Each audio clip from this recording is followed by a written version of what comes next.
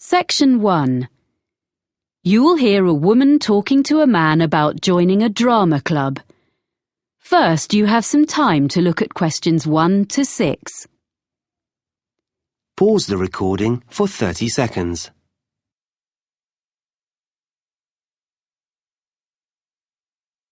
You will see that there is an example that has been done for you. On this occasion only, the conversation relating to this will be played first. Hello, Robert Gladwell speaking. Oh, hi. My name's Chloe Martin. I was given your name and phone number by Ben Winters. I work with him and he said you're a member of Midbury Drama Club. Yes, I am. Well, I've just moved to the area and I'm keen to join a drama club. Great. Yes, I can give you some information. We're one of the oldest drama clubs in the area, as the club started in 1957. We now have about 60 members. Our youngest member is 10, and our oldest member is 78. The year the drama club started was 1957, so 1957 has been written in the space. Now we shall begin. You should answer the questions as you listen, because you will not hear the recording a second time. Listen carefully and answer questions 1 to 6. Hello, Robert Gladwell speaking. Oh, hi. My name's Chloe Martin. I was given your name and phone number by Ben Winters. I work with him and he said you're a member of Midbury Drama Club. Yes, I am. Well, I've just moved to the area and I'm keen to join a drama club. Great. Yes, I can give you some information. We're one of the oldest drama clubs in the area, as the club started in 1957. We now have about 60 members. Our youngest member is 10, and our oldest member is 78. Oh, I think I saw a picture in the newspaper the other day of some of your members being presented with a prize. Yes, the youth section did very well in a competition and won £100, which will help with their next production. Anyway, tell me a bit more about yourself. Well, I've done a bit of acting. I was in a couple of musicals when I was at university, and a historical play more recently. We mainly do comedy plays. We get good audiences for that kind of thing. We haven't attempted a musical yet, but we might do one soon. Oh, when do you usually meet? On Tuesdays. Well, presumably I'll need to do an audition. Yes, there were a few auditions last Tuesday, and we'll be doing more at our next meeting, which is in 2 weeks' time. That's on Tuesday the 12th of March. There'll be another opportunity 2 weeks after that, which will be on the 26th of March. Oh, well, I can come to your next meeting, and if I don't get an acting part in a play, I'd be happy to help with something else. I've designed publicity before. Great. We're very short of people who can do that, so that would be really good.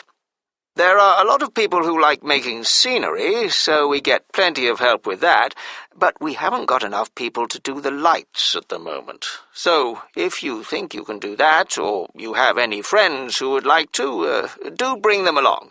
We can show you what to do if you haven't got any experience. I'll have to think about it. So, do you meet in the theatre? We do our performances in the Manor Theatre, but we only hire that for the nights of the actual performances. We meet to rehearse every Tuesday evening in the community hall. We rent a room there. Oh, I'm not sure where that is. I'll be coming by car because I don't live in the town centre. It's in Ashburton Road. As you're coming towards the centre, down Regent Street, you need to turn left at the crossroads. Oh, I know. There's a big car park down there, just before you get to a hotel. It's on the other side of the road from the sports centre. That's it. That's the closest place to leave your car, and you don't have to pay in the evening to park there. We meet at 7:30, and we usually finish by 9:30 or 10. OK. Before you hear the rest of the conversation, you have some time to look at questions 7 to 10. Pause the recording for 30 seconds.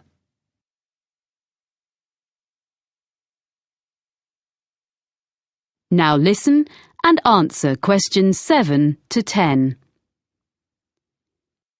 I haven't mentioned that we have to make a charge. Everyone pays a subscription of £180 to be a member for a year. You can pay for the whole year at once, or you can pay £15 every month. It works out the same. There are reductions for retired people and under 18s, but I don't think you come into either category.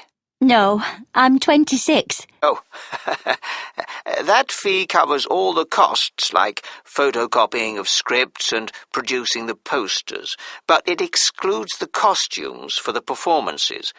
We ask people to pay for the hire of those themselves. It does mean they look after them properly, as they know they won't get their deposit back otherwise. Can I come along to the next meeting then? Of course. We'd love to see you. And if you want to know more about how we run the auditions or the next play we're doing, why don't you give our secretary a ring? She'll be really pleased to help you. Oh, what's her name? It's Sarah Sordicott. That's SAWDICOTT.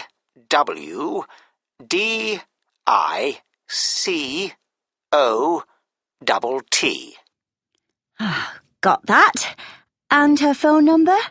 I've only got a mobile number for her. Just a minute. Let me find it. Yes. It's 07955 240063. Great. Thanks for your help. That is the end of section 1. You now have half a minute to check your answers. Section 2. You will hear the director of a Language Centre library explaining about its facilities to some new students. First, you have some time to look at questions 11 to 16.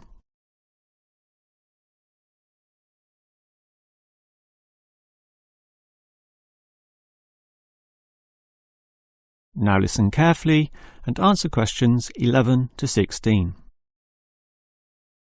Welcome to the library, or the ILC, which means Independent Learning Centre, and let me explain about some of its facilities.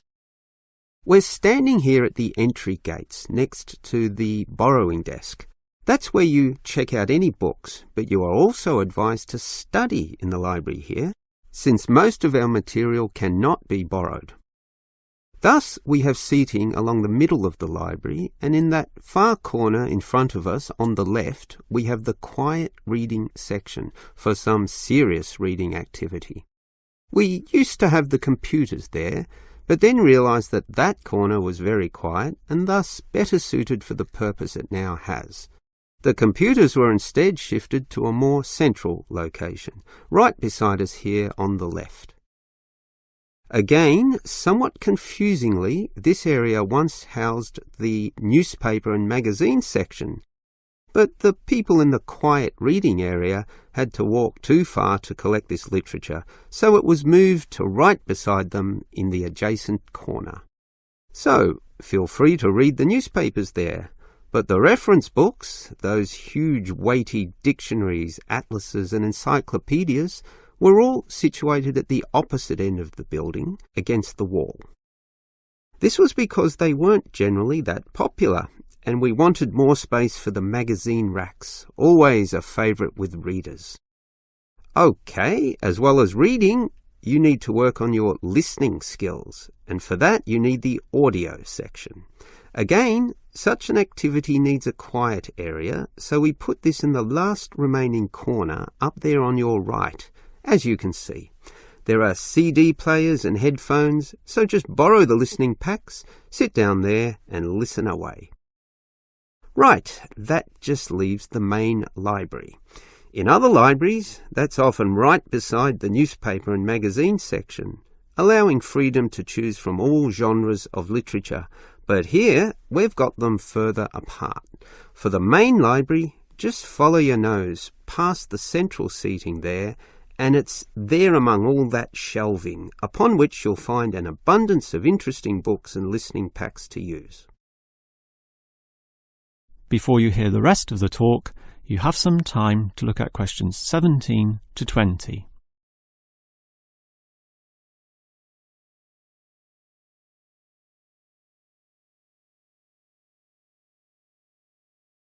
Now listen and answer questions 17 to 20. Now, I'd like to tell you a bit more about an excellent service offered in the ILC here that we call the Special Sessions. What can you do in them? For a start, many of you need practice in speaking English, and for that we hold a special discussion session led by a teacher. That can be noisy. In fact, we hope that it is noisy, since that would mean many people are talking. It's in the central seating area, and it used to be from 10:30 to 1:30, but we found that the noise was disturbing the regular ILC patrons, so we shortened and moved this discussion to the morning 9 a.m. time slot, when fewer people are in the centre. It goes for 1.5 hours. All right. What about writing skills? Well, we can help you there with another teacher. Now, writing is a fairly quiet activity, so that teacher stations him or herself in the quiet reading area from 1:30 until 3. The 10:30 to midday time slot cannot have a teacher for such writing skills, as they are all teaching in the morning. For this reason, of course, there cannot be an on-call teacher in the morning either. Although many people would like one, particularly the 10:30 to noon crowd, having just finished their early morning class. These students all have to wait until midday onwards, when, for 3 hours, a teacher will be stationed in the audio section, ready to deal with all those questions. Until recently, we had another teacher doing the 3 p.m. to 6 p.m. time slot in the central seating. But all the noise interfered with the late users of the ILC, so we had to cancel that. Also noisy can be the language exchange, where local students who want to learn your language will help you practice English. This is generally done in pairs, so the noise level is low enough not to need this exchange to run at 9 a.m, but at the more congenial time of 10:30 among the central seating. That must finish by 1:30 though, after which quieter and more individual activities take place. That is the end of section 2. You now have half a minute to check your answers.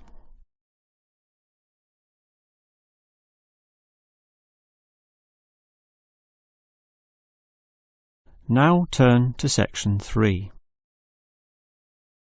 Section 3. You will hear two students talking about the MOA with the lecturer. First, you have some time to look at questions 21 to 26.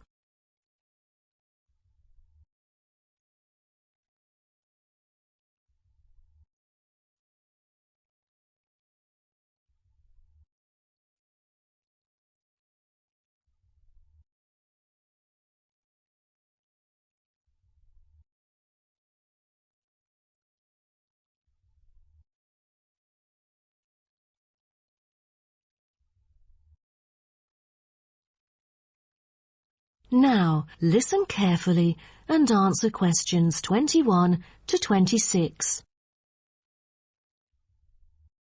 Thank you all for coming here today to hear about the moa, a kind of animal which has been extinct for a long time.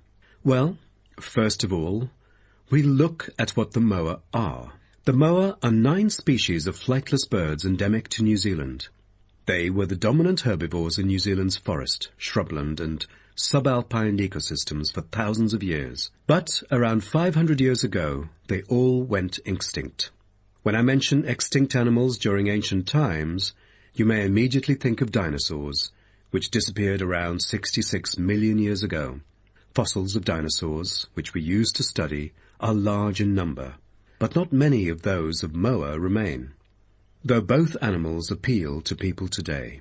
So, the moas sound more mysterious now. But sir, I've got a question about these flightless birds. How can we distinguish them from other birds? That's a good question.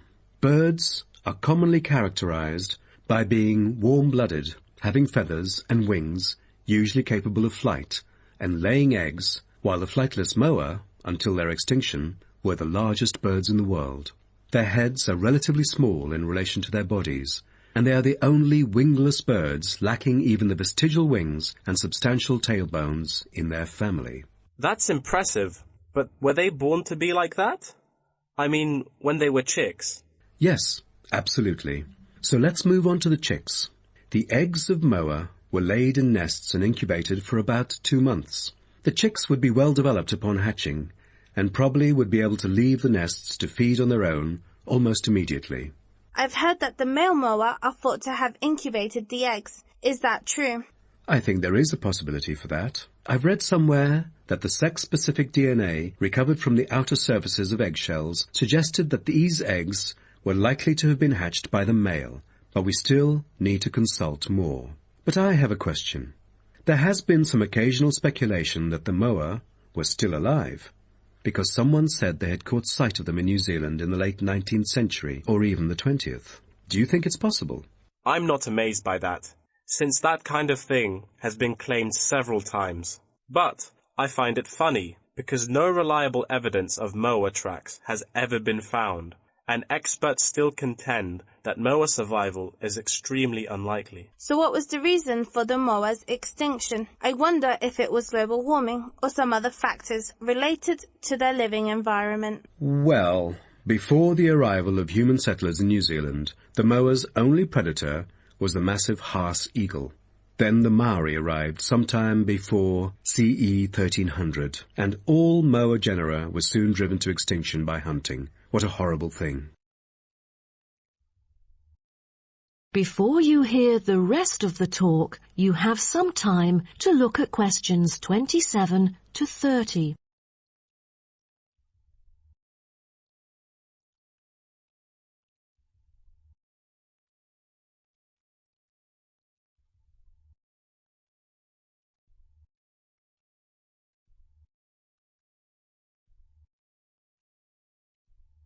Now, listen and answer questions 27 to 30. All right.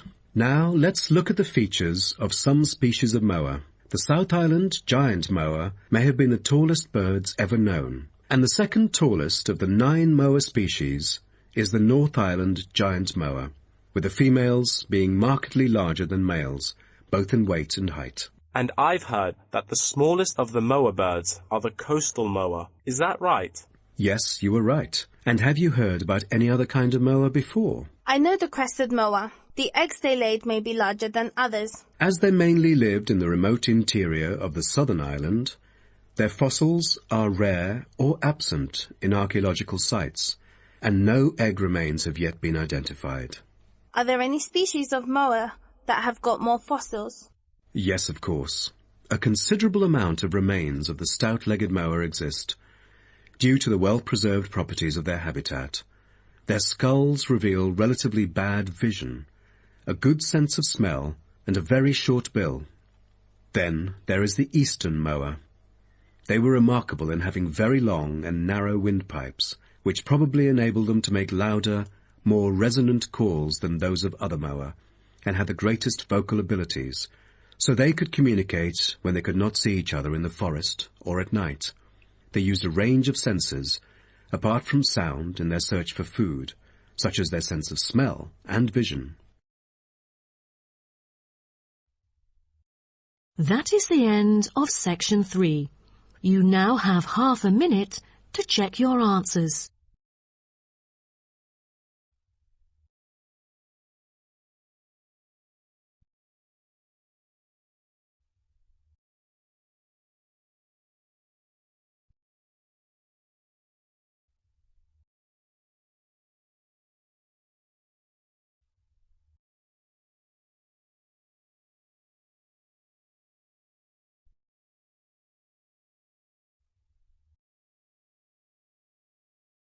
Now turn to Section 4. Part 4. You will hear a lecture on the history of the umbrella. First, you have some time to look at questions 31 to 40.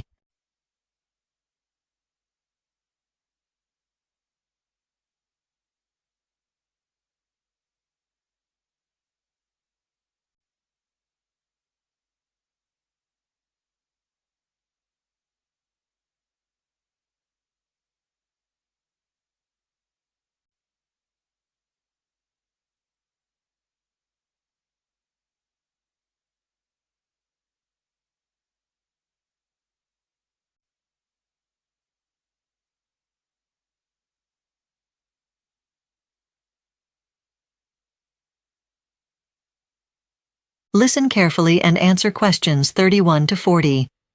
Today, I will share the captivating story of the umbrella.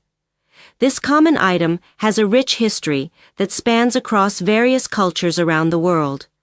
It's more than just a tool to stay dry in the rain. It has played a significant role in history and society. The umbrella was once regarded as a power icon of authority among leaders. More than just a practical item for shade or rain protection, it was a status symbol. Carried majestically over the heads of kings and powerful leaders during parades and public gatherings, it showcased their authority and ruling power to the people watching. In ancient Rome, umbrellas were considered a luxury accessible only to wealthy women. Owning an umbrella was a clear sign of wealth and high social rank. This made the umbrella a prestigious item, only accessible to those at the top of the social ladder, and it was seen as an exclusive accessory among the elite.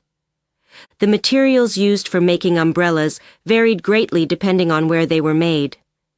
In China, umbrellas were elegantly crafted from silk, demonstrating the artisan's skill and the cultural appreciation for beauty.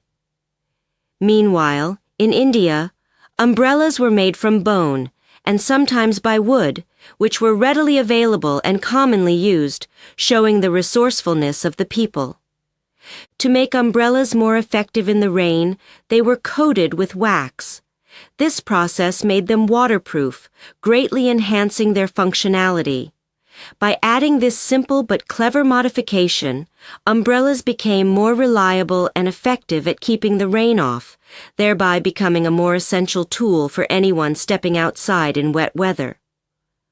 Originally, umbrellas were used to shield the body not just from rain, but also from the sun and other natural elements.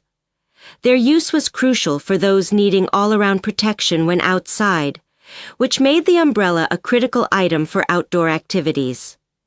In their early designs, umbrellas resembled oversized lids. They were large and dome-shaped, which allowed them to cover a good amount of space, providing ample protection from the elements. This design has greatly influenced the development of modern umbrellas, which still retain a similar shape for maximum coverage. Umbrellas were frequently paired with gloves, especially with colder or rainier climates. This combination provided not only practical benefits, but also a touch of elegance to the wearer's outfit. It allowed people to stay dry and warm, making those an essential pair for outdoor wear. A major change took place in the 1850s when umbrellas started being manufactured with plastic. This change made them lighter to carry and more durable against wear and tear, and much easier for everyone to use. However, in England, the use of steel for umbrella frames represented a significant advancement because these materials can make umbrellas much sturdier and capable of withstanding strong winds and harsh weather. This change was particularly important in England, where the weather can often be unpredictable and windy. Lastly, in Germany, the transition to using nylon for umbrellas represented another key development. This material was chosen for its lightweight and waterproof qualities, offered significant advantages. It made umbrellas easier to carry and more effective in keeping people dry, boosting their popularity in various climates and conditions. That's the end of part 4. You now have half a minute to check your answers.